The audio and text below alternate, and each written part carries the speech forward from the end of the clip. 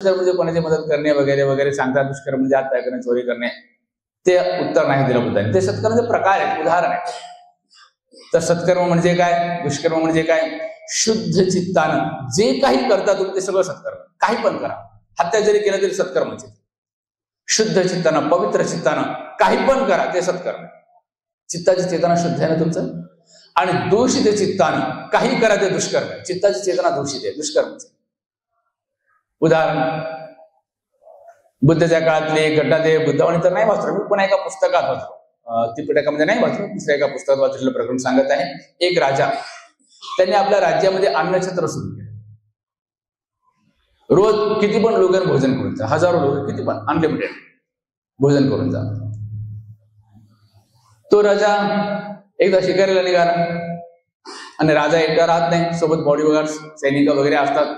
जसं कोणी मंत्री असतात बॉडीगार्ड असतात, सैनिक. गेला जंगलात शिकारीला, आणि घोड्याला बसून होता राजा. एक हरण दिसलं, लगेच राजानं बाण काढला आणि धनुष्यावरून बाण सोडला. पण बाण हरणाला नाही लागला, हरणाच्या बाजूला गेला. हरणाला धोक्याची सूचना मिळाली, हरण आपलं प्राण वाचून धावत सुद्धा जंगलात. आणि राजाचा घोडा सुद्धा काही कमी नाही, सुपरफास्ट. तो हरणाचा पाठलाग सुरू केला राजानं घोड्यावरून, आणि धावत्या घोड्यावरून अनेक बाण सोडली राजाने, अनेक बाण सोडली. पण हरणाचं नशीब चांगलं, एकही बाण त्या हरणाला नाही लागला. खूप वेळ पाठलाग केला राजानं. शेवटी तो हरण जंगलामध्ये दिसेना सुद्धा. आता दिसत नाही, गेला, पळून गेला. पण घोड्यावर असलं तरी धावून धावून थकला होता राजा, आणि या धावपळीत सैनिक राहिले पाठीमागे. राजा एकटा जंगलात गेला. भूक लागली होती, राजा घोड्यावरून खाली उतरला. आपलं जे भोजन शिदोरी आणला होता, एका झाडाखाली बसला आणि भोजनाला सुरुवात केला. तेवढं ते कुत्रा आलं तिथं. उभा राजा समोर थोडेसे अंतरावर आहे, आणि राजाकडे पाहते, राजा ताटाकडे पाहते, राजाकडे पाहते, मान हलवते, शेपटी हलवते. राजा ओळखला, याला पण भूक लागलेली आहे. आपल्या पात्राचं थोडस भोजन राजांच्या कुत्र्याला दिलं. कुत्र खात आहे, राजा जेवण करत आहे. जेवता जेवता राजाला अटॅक आला, राजा मरण पावला. ते सैनिक राजाला शोधत शोधत आली. राजाची डेड बॉडी आहे, घेऊन गेले राज्यात. आणि कोणाचे मृत्यू झाले की लोक बुद्धांना विचारते. हे वाक्य बुद्धाने त्यांच्या जन्मग्रंथात आहे. हे वाक्य कोणतं? कोणाचे मृत्यू झाले की लोक बुद्धांना विचारायचे, हा जो मरण पावरांची काय गती जाईल, पुढे पुढे जरा. तर राजाला घेऊन गेले डेड बॉडी, आणि लोकांनी बुद्धाला विचारलं, हा जो राजा मरण पावला ह्याची तर सद्गती झाली असेल ना भगवान, हा तर देवलोकात जन्माला असेल.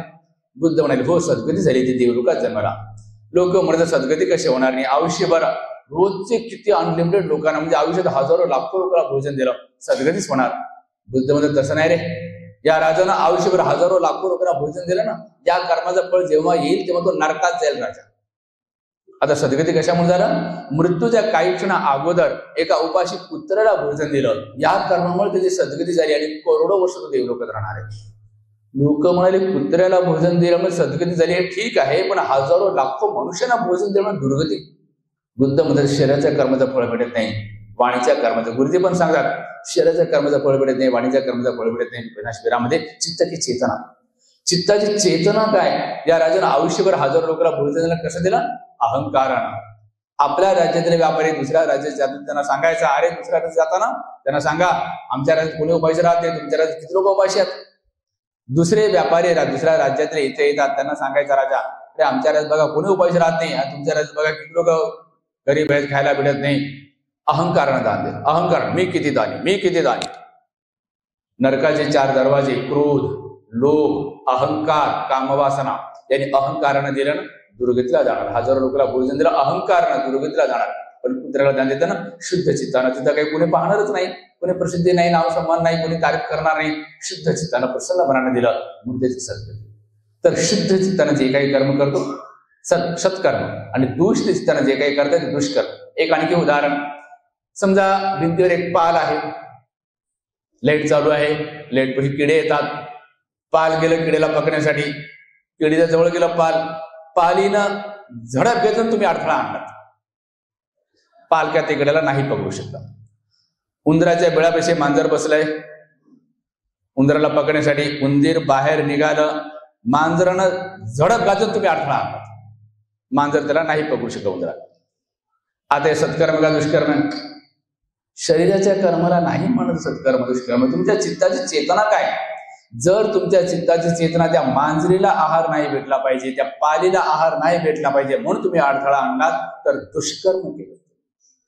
दुसऱ्यांना भोजन देणं हे पुण्यकर्म आहे. तुम्ही त्याच्या समोरचं भोजन त्याला खाऊ दिलं नाही, त्याच्या समोरचं भोजन त्याला खाऊ दिलं नाही, दुष्कर्म केलं. अनेक जन्मात आपल्याला समोर आहार असणे खाता येणार नाही. मोबाईल सायलेंट मोडला करा सर्वजण. पण जर तुमच्या चित्ताची चेतना त्या उंदराचं प्राण वाचलं पाहिजे, त्या किड्याचं प्राण वाचलं पाहिजे म्हणून तुम्ही अडथळा आणलात, तर खूप मोठं सत्कर्म केलं. तुम्ही दुसऱ्याचं प्राण वाचवलात. अनेक जन्मात मोठमोठ्या संकट म्हणजे आपले प्राण वाचवले. अरे लक्षात, सत्कर्म दुष्कर्म म्हणजे कर्म एकच आहे.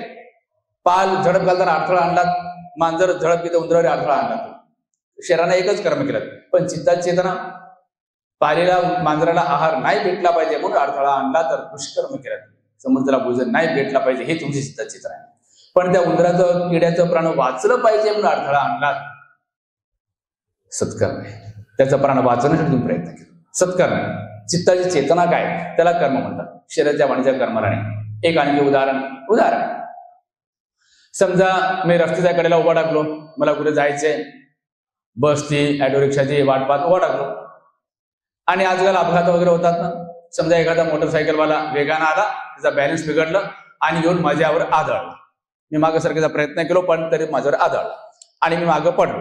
आणि माझ्या पाठीमागे खूप सुंदर अशी गोरीपान सुंदर तरुण मुलगी उभी आहे. गाडी माझ्या अंगावर पडली, मी त्या मुलीच्या अंगावर पडलो. ती मुलगी कधी आली, कधी उभा टाकली मला माहितच नाही. मागे उभा टाकली, मी आता पाठ उभा आहे, रिक्षा येईल, गाडी बस येईल म्हणून. एक घटना. दुसरी घटना, आता बसमध्ये मी ऑटो रिक्षात बसलो, शेअरिंग ऑटो रिक्षा किंवा सिटी बसमध्ये प्रचंड गर्दी आहे आणि माझ्या बाजूला कोणी तशी सुंदर गोरीपान तरुण मुलगी आहे. आता गर्दीमध्ये मी तिला टच करायचा प्रयत्न करतो, इथे तिथे स्पर्श करतो. ही दुसरी घटना. आता तिसरी घटना, अशी एखादी तरुण सुंदर मुलगी विहिरीत पडली, नदीत पडली, पाण्यात पडली, बुडत आहे, मरत आहे, ओरडत आहे, वाचवा, मला पोहता येतं. विहिरीत उडी घेतली आणि तिला पकडून बाहेर काढलं. तिन्ही घटनेमध्ये माझा तिला स्पर्श आहे. चित्ताची चेतना काय, पहिल्या घटनेत चित्त शून्य आहे, चित्तात कुठला विकार नाही, वासना नाही, काही नाही. ती कधी उभा टाकली मला माहित सुद्धा नाही. गाडी माझ्या अंगावर पडली, मी तिच्या अंगावर पडलो. माझी कोणी तारीफ करणारे, निंदा करणारे, पुण्य नाही, पाप नाही, काहीच नाही. दुसऱ्या घटनेत चित्त मलिन आहे, बसमध्ये चढलो, गर्दी खूप आहे, तिला स्पर्श करतोय, गर्दीचा बहाणा करत स्पर्श करतोय. चित्ताची चेतना दूषित आहे ना, वासनेनं भरले ना, दुर्गतीच्या नरकाचे संस्कार बनत आहेत. लोक पाहिलं तर मला सजा मिळेल, बदनामी पण होईल, आणि दुर्गतीचे संस्कार बनायचे. आणि तिसऱ्या घटनेत तिला पकडून बाहेर काढलं, इथं तिचा प्राण वाचवण्यासाठी. तिला सत्कर्म म्हणतात. चित्ताची चेतना काय, त्याला म्हणतात सत्कर्म दुष्कर्म, शरीराच्या कर्माला नाही. एक आणखी उदाहरण, समजा मला कोणीतरी भोजनाला बोलावलं, बंदीचे उद्या माझ्याकडे भोजनाला या, आणि बोलवणारा व्यक्ती खूप श्रीमंत आहे, गर्भ श्रीमंत, करोडपती, अरबपती, खरबपती आहे, कोणी मंत्री आहे, अरबपती, खरबपती. मला बोलावलं उद्या आमच्याकडे भोजनाला या, उद्या आमच्याकडे परित्रण पाठाला या. मी खुश झालो, एवढा मोठा व्यक्ती बोलावते, भरपूर दान मिळेल. कमीत कमी एवढा मोठा व्यक्ती आहे, 10,000 तर दान देईलच, आणि आणखी हे वस्तू देईल, ते वस्तू देईल, ते वस्तू देईल. माझ्या मनात विचार सुरू झाले, खुश झालो मी. दुर्गतीचे संस्कार सुरू झाले, लोभ सुरू झाला ना, लोभ. अरे एवढा श्रीमंत खाण्यासाठी अनेक पक्वान्न बनवेल आणि खूप काही दान देईल. पैसे कमीत कमी 10,000 तर देईल, आणि वस्तू पण खूप काही देईल, हे देईल, ते देईल. दुर्गतीचे संस्कार सुरू झाले म्हणजे लोभ. आणि दुसऱ्या दिवशी गेलो त्याच्या घरी, आणि मी जेवढा अंदाज लावला होता त्यापेक्षा जास्त पक्वान्न, त्यापेक्षा जास्त दान दिलं. मी एवढा अंदाज लावला होता त्यापेक्षा जास्त दान, पैसे सुद्धा, वस्तू सुद्धा. खूप खुश झालो मी. दुर्गतीचे नरकाचे संस्कार बनते. लोभ आहे ना दुर्गतीचे संस्कार.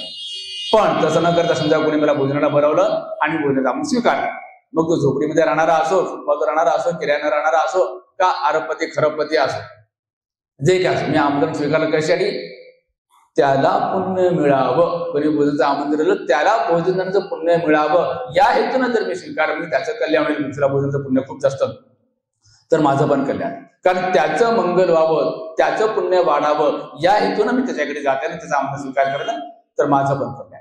आणि त्याने जे काही दान दिलं त्याची दानाची पारमी वाढावी, त्याचं मंगल व्हावं म्हणून मी दान स्वीकारलं, तर माझं पण कल्याण. लोभानं जर स्वीकारलं तर माझी पण आहे, लोभ आहे ना, त्याचं मंगल व्हावं, त्याची दान पारिदा वाढे म्हणून स्वीकारलं, तर माझं पण कल्याण. अंगुलीमालनं, अनाथ पिंडकनं, माता विशाखानं, राजा बिंबिसारानं, जीवकानं, अनेकांनी बुद्धाला विहार दान दिले. बुद्धावर उपकार नाही केला त्यांनी. दान देणाऱ्याने कधी असं समजायचं नाही, मी एवढं दान दिलं, मी एवढं दान दिलं, या भिक्षूला, या अनाथ आश्रमाला, या बुद्ध विहाराला, या विपश्यना केंद्राला जमीन दान दिली मी. अरे उपकार नाही केलं, कोणातरी उपकार नाही. बुद्धाला दान दिलं, अनाथ पिंडकनी, विशाखाने उपकार नाही केलं, तर बुद्धाने ते स्वीकारून उपकार केला. 10 पारमितापैकी 4 पारमिता असे दुसऱ्याच्या मदतीशिवाय पूर्ण करू शकत नाहीत. 10च्या 10 पारमिता पूर्ण करा स्वतःची मेहनत तर पाहिजे, पण 4 पारमिता दुसऱ्यांच्या मदतीशिवाय पूर्ण करू शकेल. त्यापैकी एक आहे दान. जब तक दान देने वाला कोई नहीं है तो आपण दान पारमिता कैसे पूरी होगी. दान घेणारच कोणी नाही, कोणीच नाही आमच्याकडून दान घेणार. पशुपक्षी पण नाही, कोणीच नाही, भिकारी पण नाही, कोणी घेणारच नाही, तर आमची पारमिता कशी वाढेल. त्यामुळे जे कोणी दान स्वीकारत आहेत त्यांच्यामुळे आमची पारमिता वाढत आहे. तर बुद्धाला दान दिलं, उपकार नाही केला बुद्धाने, बुद्धाने ते स्वीकारून त्यांच्या उपकार केले. हे नेहमी लक्षात ठेवायचं. विनम्रता असला पाहिजे. मी देतोय म्हणजे अहंकाराला देतो. विनम्रतेनं माझी पारमिता वाढवण्यासाठी मी देत आहे, मला माझं पुण्य वाढवायचे त्यासाठी मी दान देते. भिक्षूला भोजन देत आहे का जे काही दान देत आहे, अनाथ आश्रमाला, विपणना केंद्राला, जिथे पुढे दान देत आहे, विहाराला, माझं पुण्य वाढवण्यासाठी देत आहे, हे मुख्य कारण असलं पाहिजे. तर दान जसं सांगितलं आता, अनाथपिंडकनं उपकार नाही केला, पण आपलं पुण्य वाढवण्यासाठी मग दान द्यायचं. जर कोणी मला भोजनाला बोलावलं तर त्याचं मंगल म्हणून मी दान स्वीकारलं, तर त्या भिक्षुचं पण कल्याण आहे. लोभानं जर स्वीकारलं, मला एवढं मिळालं कालसाठी म्हणाला, मी मेसेज मध्ये पण दिलेले आहे, भिक्षू निवास बनत आहे, 1 रुपये दिलं तरी अनाथपिंडकच्या रांगेमध्ये बसायची संधी मिळते. विहार दान दिली ना, अनाथपिंडक, माता विशाखा मोठी विहार दान दिली. आपल्यापैकी कोणाची क्षमता असेल नसेल तो भाग वेगळा, पण एक जिथं भिक्षू निवास बनत आहे, आणि ते भिक्षू निवास आता जे नागपूरला बनत आहे ना, त्याला बुद्ध विहार नाव देणार नाही आम्ही, भिक्षू निवास. आणि प्लॉट खरेदी करताना रजिस्ट्री ऑफिसमध्ये तिथं लिहिलेले ही जागा आणि ती जे काही बांधकाम होईल, पिढ्यानपिढ्या फक्त आणि फक्त भिक्खू संघाचाच याचे अधिकार राहील. पिढ्यानपिढ्या जोपर्यंत देशामध्ये बुद्ध शासन आहे तोपर्यंत ही जागा आणि ती इमारत फक्त आणि फक्त भिक्खू संघाच्या अधिकाऱ्याकडे राहील. कोणत्याही गृहस्थ गृहिणींचा, उपासक उपासकांचा अधिकार राहणार नाही. कमिटी जरी केली तरी सगळे कमिटीचे सदस्य भिक्षू भिक्षूच राहतील, फक्त भिक्षू पण नाही, फक्त भिक्षू. पिढ्यानपिढ्या फक्त आणि फक्त भिक्षूंचा अधिकार राहील. आणि कमिटी झाली तरी सगळे अध्यक्ष, उपाध्यक्ष, सचिव सगळे भिक्षूच राहतील. प्लॉटचे रजिस्ट्री केले तिथंच लिहिले, आणि त्या शिलालेखी लावून ठेवणार, आणि मृत्यूपत्र पण बनवणार आहे. पिढ्यानपिढ्या फक्त आणि फक्त भिक्खू संघासाठी. तर अनाथपिंडक, माता वैष्णव विहार म्हणून भिक्खू संघाला दान केलं. आता हे सुद्धा भिक्खू बनवते नागपूरला, हे सुद्धा भिक्खू संघाला दान. तर आता ह्या कार्यासाठी जे कोणी 1 रुपये जरी दान दिलं तरी अनाथपिंडीच्या रांगेत बसतेच नाही. आपल्या क्षमतेने 1 रुपये, 2 रुपये, 10 रुपये, फक्त मला पुण्य कमवायचे त्यासाठी उपकार करून त्याच्यानं काल सांगितलं. हे सुद्धा त्यांनी सांगितलं, प्रकाश पवार त्यांनी भिक्षुदास बनत आहे, हे सुद्धा 1 रुपये मागणंच आहे, असं त्यांना वाटते, त्यांनी दान देऊ नका, हे पण काल सांगितलं होतं, मेसेज मध्ये लिहिलेलंच आहे. आम्हाला पुण्य अर्जित करायची संधी मिळाली, अनाथपिंडकच्या रांगेत बसायचे, भिक्खू संघाला विहाराचं दान दिलं जात आहे, पूर्ण इमारत जागेचे भिक्खू संघाला दान करण्यात येत आहे. तर 1 रुपये दान देऊन त्यामध्ये सहभागी होता येते. हे तुम्ही तुमच्या नातेवाईकांना, परिचितांना, मित्रांना त्यांना पण सांगा. 1 रुपये देणं कोणाला अवघड नाही. कोणाला चॉकलेट किती देतात आपल्या क्षमतेचं पुण्य अर्जित करण्यासाठी. तर कोणी भोजनाला बोलवलं आणि मी लोभानं ते आमंत्रण स्वीकारलं तरी माझी पण, आणि दान देणाऱ्यांनी सुद्धा विनम्रतेनं, घेणाऱ्यांनी सुद्धा त्याचं पुण्य वाढावं म्हणून भिक्षून स्वीकार करायचा असतं.